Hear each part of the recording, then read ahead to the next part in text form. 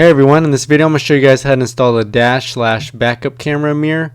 This applies to your 4Runner, Tacoma, and you could use any of these kind of basic knowledge to install it in any sort of vehicle. So let's get started.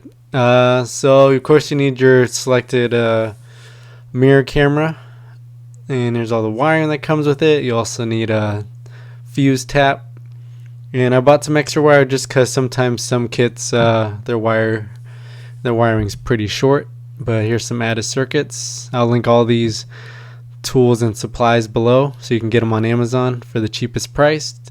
Some connect fuses, a little light, some zip ties.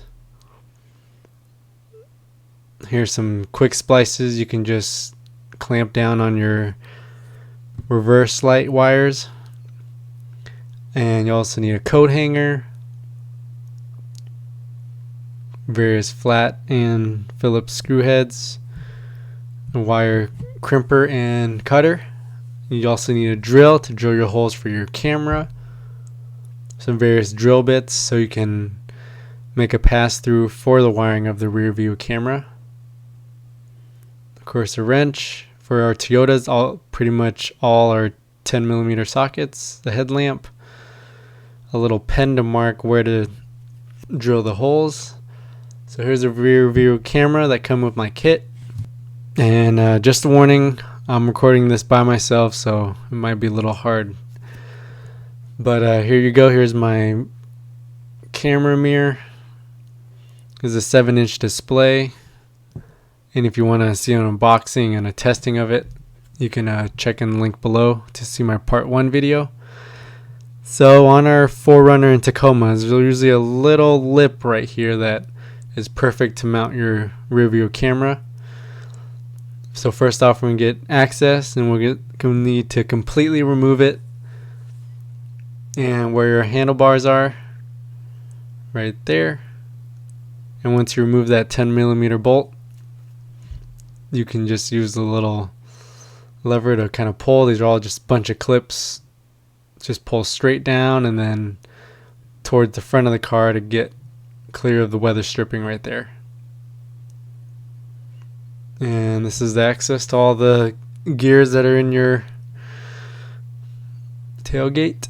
So you need to remove this weather stripping that kind of protects it from any moisture. This is good access to all the bolts to remove that little bezel where we're going to screw in our rear view camera. Here's the 3 bolts you'll need to remove. All 10mm bolts. This whole project, just to let you know, all the bolts are 10mm. So once you get those 3 removed, and these are little grommet holes that let you have easier access to all the 10mm bolts that you'll need to remove, unless your locking mechanism. This is just your trunk latch right there. Just 2 10mm bolts. And there's some little white clips that hold the bezel, and you just need a flat head to push them up. So that's the first one. And the second one's a little harder. It's behind the little motor for the glass mirror.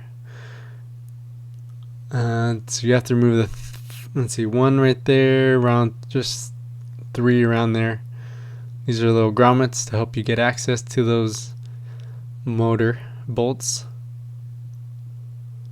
And once you get that, here are all the bolts. There's that easy one, and there's the hard one that's behind the motor for the glass mirror or glass windshield.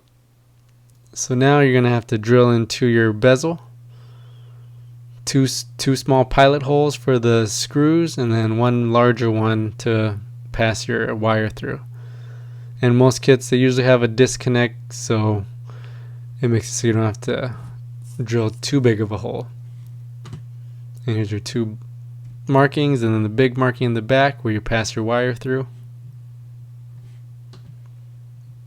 And luckily, even though if you go backwards on this install, it's pretty much out of the way, you won't notice any of the holes. Now I have all 3 holes. Just pass through your wire and then mount it. My particular kit had some 3M tape Some might have some grommet protection little things, but mine did not come with that. So make sure you pass it all through here. And that little rubber grommet right there, we're going to need to make a hole through there to pass our wire through. And especially with these tailgates like this, there's going to be a lot of fishing wires through. So you spend most of your time back here trying to fish your wire through all this. So once you make a hole in your little grommet, make a big enough hole. Sometimes I use a little small drill bit to get through like that, because pretty thick rubber. So once it gets through, you can use some fish tape, or I just use a clothes hanger. This risk of getting caught because of the large end, but literally you're gonna fish your wire up the channel right here. Of course you want to connect it and then just use some electrical tape. And here's my wire coming out.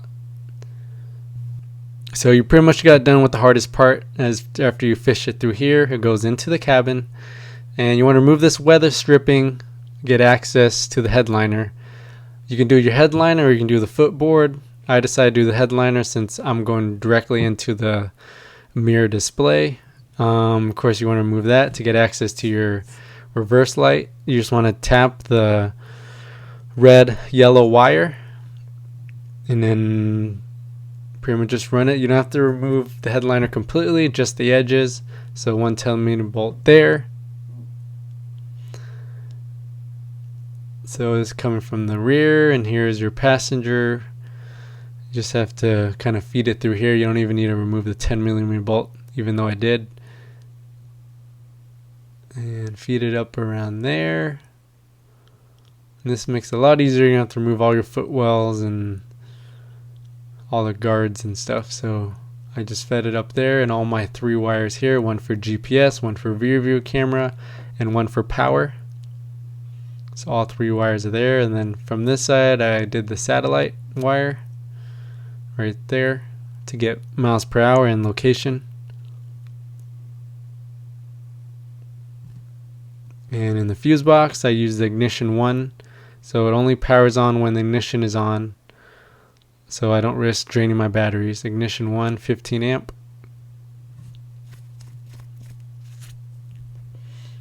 And just tuck your wires away there. Use a couple zip ties so nothing's rattling around. And once that all's said and done, you can tidy everything up, make sure everything works, make sure your GPS works, make sure your rear view camera works. And that's pretty much it. Make sure if you want to check out this actual mirror with the GPS features all under $60, check out the link below. Thank you. Have a good day.